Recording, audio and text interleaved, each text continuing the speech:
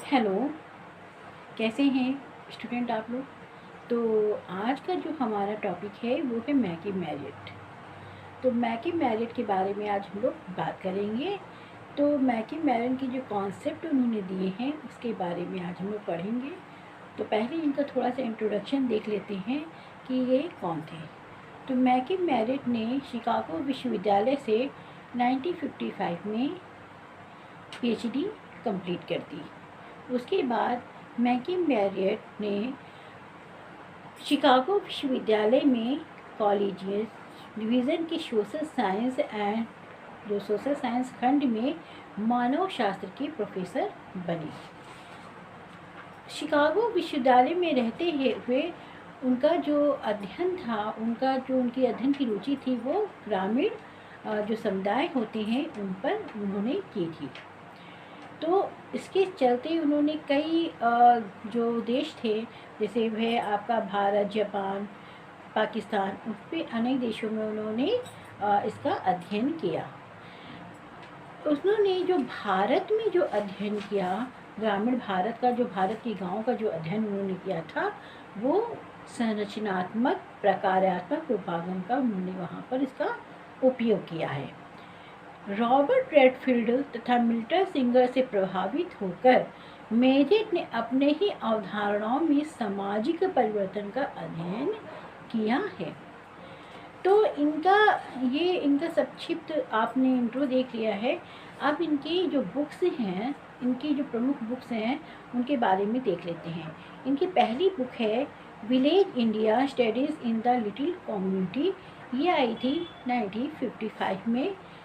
Second book है इनकी caste ranking and community structure in the free religious of India and Pakistan, ये आई थी 1960 में। थर्ड है इनकी इंडिया थॉट हिंदूज कैटेगरीज, और ये आई थी 1990 में। तो ये इनकी बुक थी। इसके अलावा जो हम लोग यहाँ पर बात करेंगे पहले कि मैकी मैरियट का जो सबसे ज़्यादा जिनके अध्ययन में रुचि थी वो किस पे थी, भारत जो ग्रामीण समुदाय है उस पर।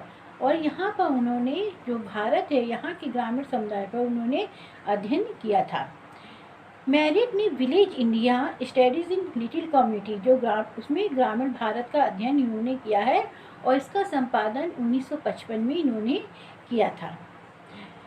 ये जो संकलन है ये ग्राम अध्ययनों के लेखों में महत्वपूर्ण संकलन माना जाता है। जितने भी भारतीय ग्राम पर अध्ययन किए गए हैं उनमें ये सबसे महत्वपूर्ण बुक मानी जाती है। अपने इस लेख में मैरियट ने भारतीय ग्राम का जो संबंध है उसके बाह्य जगत के अंतर संबंधों में इन्होंने इस पुस्तक में विश्लेषण किया है। और उपागम क्या रखा है, उपागम वही है, पद्धति वही है, संरचनात्मक प्रकारात्मक पद्धति का यहाँ पर उन्होंने उल्लेख किया है। भारतीय जो ग्राम है उसका अध्ययन करते हुए ही मैकी मैरियट ने लघु तथा दीर्घ परंपराओं का भी इन्होंने उल्लेख किया हुआ है। और ये जो दीर्घ तथा वृद्ध परंपराएं हैं या दीर्घ परंपराएं हैं, लघु तथा दीर्घ परंपराएं हैं, लघु तथा वृद्ध परंपराओं भी कहा जाता है इनको। तो इसका जो उल्लेख है उन्होंने भारतीय ग्राम का अध्ययन करते हुए उन्होंने ये लिखा। मैकी मैरियट ने जो लघु तथा दीर्घ परंपराओं का उल्लेख किया है, ये इसका जो मूल है, इसका मूल सूत्र है वो रॉबर्ट रेडफील्ड के लघु समुदाय से लिया गया है। जो उन्होंने लघु तथा वृहद समुदाय की बात कही है वह इसका जो मूल सूत्र है वो है। इसी सूत्र पर आधारित होकर रॉबर्ट रेडफील्ड के जो अध्ययन है इससे प्रभावित होकर ही जो मैकी मैरियट हैं इन्होंने इसका दीर्घ तथा लघु जो परंपरा है इसका अध्ययन किया है। लेकिन एक बात हमेशा ध्यान रखिएगा कि जब हम रॉबर्ट रेडफील्ड ने कहीं पर भी लघु तथा दीर्घ परंपराओं का उल्लेख नहीं किया है। उनका जो अध्ययन है वो लघु तथा वृहद समुदायों पर है। इसी पे लघु तथा दीर्घ परंपराओं पर आधारित होकर उन्होंने जो मिल्टन सिंगर से प्रभावित होकर इन्होंने जो मैकी मैरियट हैं उन्होंने संकुचितीकरण और सार्वभौमिकीकरण का उल्लेख उन्होंने किया हुआ है। संकुचितीकरण क्या होता है और सार्वभौमिकीकरण क्या होता है, इसके बारे में हम देख लेते हैं। तो संकुचिती जो करण होता है, ये वह प्रक्रिया है जिसके अंतर्गत दीर्घ परंपराओं की इकाइयाँ शुद्ध स्वरूप को अपना खो देती हैं और उसमें स्थानीय संबंधों का समावेश कर देती हैं।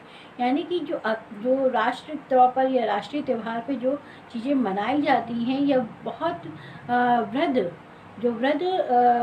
समुदाय होते हैं वहाँ पर मनाई जाती हैं, उस पे आधारित उन्होंने कहा जो वृद्ध परंपराएं होती हैं वो धीरे धीरे जो स्थानीय परंपराएं बन जाती हैं और उसका वो जो स्वरूप होता है वो खो देती हैं। और इसका उल्लेख करते हुए वो एक नवराता देवी का उल्लेख करती हैं अपने अध्ययन में। मैरियट कहते हैं कि जो नवरात्रि की पूजा होती है, इसको ही गांव के लोगों ने एक नवराता देवी मान लिया है और उसकी पूजा करते हैं। तो ये क्या हुआ, स्थानीय परंपराएं हो गई हैं, ये स्थानीय विशेषताओं वाली हो चुकी हैं और इसने अपना वृद्ध जो स्वरूप है उसको यहाँ पर उसने खो दिया है। इसी के आधार पर उन्होंने कहा कि जो लघु परंपराएं के अंश दीर्घ परंपराओं की इकाइयों में पहुंचकर क्षेत्रीय तथा राष्ट्रीय स्तर तक पहुंच जाते हैं, उसको हम कहेंगे सार्वभौमिकीकरण। यानी कि जो स्थानीय स्तर पर जो उत्सव मनाए जाते हैं और धीरे धीरे ये जो उत्सव होते हैं, अगर वो वृहद स्तर पर पूरे इलाके में फिर उसके बाद कई जगह पे मनाए जाने लगे तो वो क्या कर लेते हैं, वो सार्वभौमिकीकरण का स्वरूप ग्रहण कर लेते हैं। ये बात करते हैं मैरियट। इसके अलावा उन्होंने सामाजिक संस्करण का भी उल्लेख किया हुआ है।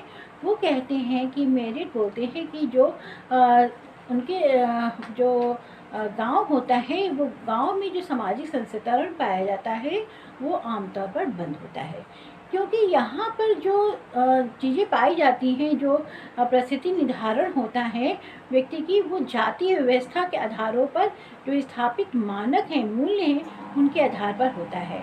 और यही कारण है कि यहाँ का जो सामाजिक संस्करण है वो बंद है। व्यक्ति चाहे कितना भी पढ़ा लिखा हो, शिक्षित हो, उसका जो आर्थिक व्यवहार है वो चाहे जितना अच्छा हो, वो उस जो मानक है उसको प्राप्त नहीं कर सकता है। लेकिन जो सामाजिक अगर हम नगरों की बात करते हैं तो वहाँ पर व्यक्ति वहाँ पर जो जाति है, जो जातीय व्यवस्था है, उसका इतना ज़्यादा प्रभाव नहीं पड़ता है। व्यक्ति अपनी जाति से अलग होकर या अपनी जाति उस जाति जो भी जाति है उस जाति में रहकर भी वो अगर वो शिक्षित हो गया, एजुकेटेड हो गया है और उसको बहुत अच्छा पद प्राप्त हुआ है और वो उसकी अपनी आर्थिक दशा सुधार ली है, उसकी आर्थिक दशा उन्नत हो गई है, तो क्या होगा, वहाँ पर वो जो प्रतिष्ठा है उसकी वो जाति पर आधारित नहीं रहती है। तो वही कहते हैं कि जहाँ जो ग्रामीण भारत है वहाँ पर जो आपका सामाजिक संस्करण है वो बंद अवस्था में पाया जाता है। लेकिन अगर हम नगरों की बात करें तो वहाँ का जो सामाजिक संस्करण है वो खुला हुआ है, वो वृद्ध है। इसके अलावा उन्होंने श्रेणी व्यवस्था की बात करी है, सामाजिक गतिशीलता की बात करी है और हिंदू सांस्कृतिक श्रेणियों की भी उन्होंने बात करी हुई है। तो ये हम लोग देख लेते हैं, लेकिन जो मेन था आपका टॉपिक वो हमने डिस्कस कर लिया है। तो ये हम लोगों का टॉपिक था। तो आज की क्लास यहीं तक रखते हैं। कुछ दिनों से आपकी क्लास कंटिन्यू नहीं चल पा रही है तो उसके लिए हमें बहुत खेद है, क्योंकि कुछ इश्यूज़ हैं तो उसके कारण आपकी क्लास नहीं चल पा रही है। तो कोशिश करती हूँ कि वो कंटिन्यू क्लास आपकी फिर से चलने लगे। तो आज की क्लास यहीं तक रखते हैं। Thank you. और चैनल को देखने के बाद आप लोग इसको लाइक, शेयर और सब्सक्राइब ज़रूर कर दीजिएगा। तो आज की क्लास यहीं तक रखते हैं। Thank you.